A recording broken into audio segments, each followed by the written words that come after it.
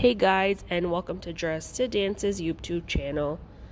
Today's little mini tutorial is how to properly walk around the pole.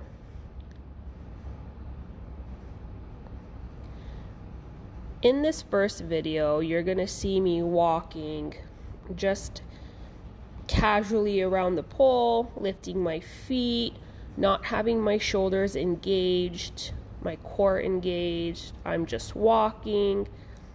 Sometimes if you're new to pole, this is how you're gonna start. But in the second video, I'm gonna teach you how to properly walk. So what you wanna do first is have one foot at the base and at the opposite behind. You're gonna turn to center, rolling that inside hand up nice and high and rolling your shoulders down and back. You're going to initiate the walk with your outside step foot, and you're going to slide your feet, adjusting your hands every so often. For more of step-by-step on how to properly walk around your pole, take a look at the instructions below.